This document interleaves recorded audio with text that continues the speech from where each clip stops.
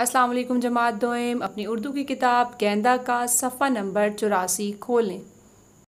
सफ़ा नंबर 84 शुरू करने से पहले इस सफ़े के ऊपर आज की तारीख और आज का दिन लिखने। दाएं जानिब आज की तारीख और बाएं जानिब आज का दिन। आज जो हमने सबक पढ़ना है वो है बरसात। एक नज़म है। नज़म लिखने वाले को शायर या शायरा कहा जाता है। अगर मेल हो तो शायर और अगर फीमेल हो तो शायरा। हम देखते हैं कि ये नज़म शायर ने लिखी है या शायरा ने लिखी है। नज़म के आखिर में लिखा होता है उनका नाम, तो ये है उस्मानुल हक सदीकी। तो ये कौन है? शायर हैं। बरसात नज़म एक शायर ने लिखी है जिनका नाम है उस्मानुल हक सदीकी। पढ़ते हैं क्या लिखा है। बरसात। साथ साथ आपने अंडरलाइन करते जाना है। मैंने अंडरलाइन कर दिया, आपने उन्हीं अल्फाज को अंडरलाइन करना है। ठीक है। बरसात सर पे आई, काली घटाएं लाई, घिर घिर के आए बादल, हर सम छाए बादल। अब यहाँ पे शायर जो है वो क्या कहता है, बरसात के मौसम के बारे में बात कर रहा है कि बरसात सर पे आ गई है और हर तरफ काली घटाएं मतलब काले बादल छा गए हैं। घिर घिर के आए, घेर लिया बादलों ने, हर सम हर तरफ से बादल छाए हुए हैं। हिर फिर के आ रहे हैं, घिर घिर के आ रहे हैं, मोती लुटा रहे हैं, दरिया बहा रहे हैं। अब यहाँ पे शायर क्या कहता है, उस्मानुल हक सदीकी यहाँ पर कहते हैं कि बादल जो है वो हर तरफ से घूम फिर कर आ रहे हैं, हर तरफ से उन्होंने घेरा हुआ है। मोती लुटा रहे हैं, मोती बारिश के कतरों को कहा है कि मोती लुटा रहे हैं। और दरिया बहा रहे हैं, जब बारिश जो है वो बहुत ज्यादा पानी नीचे इकट्ठा हो जाता है और बह रहा होता है तो उसको शायर क्या कह रहा है, दरिया कह रहा है। बिजली चमक रही है, खेतों को तक रही है, क्या मस्त हैं हवाएं, घुनघूर हैं घटाएं।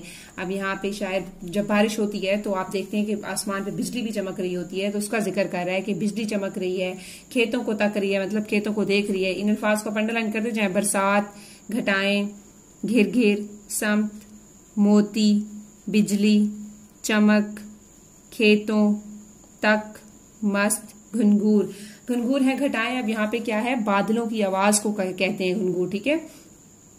जो गरज उनकी आवाज, गरज होती है उसकी आवाज को कहते हैं घटाएं। बादलों का इकट्ठा होना, बूंद बूंद वो बूंद बूंद टपकी फिर लग गई झड़ी सी, पानी का शोर देखो, पानी का जोर देखो।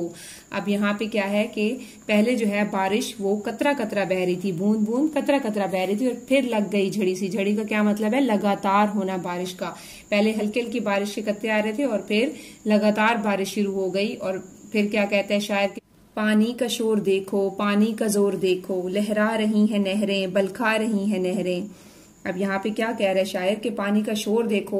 अच्छा, जब बारिश हो रही होती है तो पानी की जो बारिश होने की आवाज होती है वो आपको सुनाई दे रही होती है। जितनी तेज बारिश होती जा रही है उतनी ही जो है उसकी आवाज ज्यादा पैदा होती जा रही है। तो यहाँ पर वो पानी का शोर जो है वो यही कह रहा है कि जो बारिश होने की आवाज होती है वो जमीन पर जब टक्कर लगती है, उसकी जमीन से टकराती है तो जो आवाज पैदा होती है तो उसको वो कह रहा है कि पानी का शोर देखो। ठीक है। और इसके अलावा जो नहरें जो है वो भी लहरा रही हैं।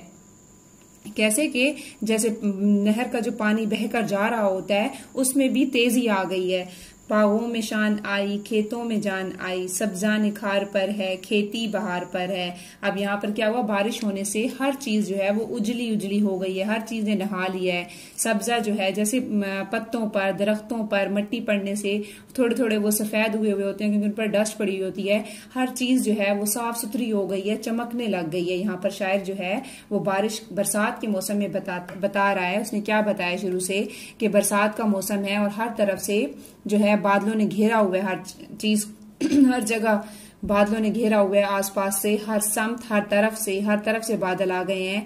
और उसके बाद क्या, वो मोती किसको कह रहा है, बारिश के कतरों को, पानी की बूंदों को कह रहा है कि पहले उसके बाद फिर वो बताता है कि बिजली चमक रही है, फिर बादलों के शोर का बताता है, बारिश हल्की हल्की होती है और फिर तेज शुरू हो जाती है, फिर बारिश के शोर का जिक्र करता है, नहरों, बागों, खेतों, सब्जा और खेती, इन सब चीजों का बताता है कि हर चीज जो है वो खुश हो गई है। सिर्फ इंसान ही नहीं बल्कि चीजें जो हैं वो भी निखर गई हैं। उस्मानुल हक सदीकी की नज्म आज हमने पढ़ी है बरसात। ठीक है। आज आपने इसकी पढ़ाई करनी है, अच्छी तरह से याद करनी है और वो अल्फाज जो कि मैंने अंडरलाइन कर दिए हैं आपने भी मेरे साथ अंडरलाइन कर लिए होंगे। इन तमाम अल्फाज को आपने अपने रफ रजिस्टर पर 3-3 बार लिखना है, जैसे कि मैं आपको मश्क करवाती हूँ। बिल्कुल इसी तरह से आपने आज का काम ये करना है कि इसकी पढ़ाई करनी है और इन अल्फाज को 3-3 बार लिखना है। ठीक है। आपका आज का इतना ही काम था। Thank you so much. Allah Hafiz.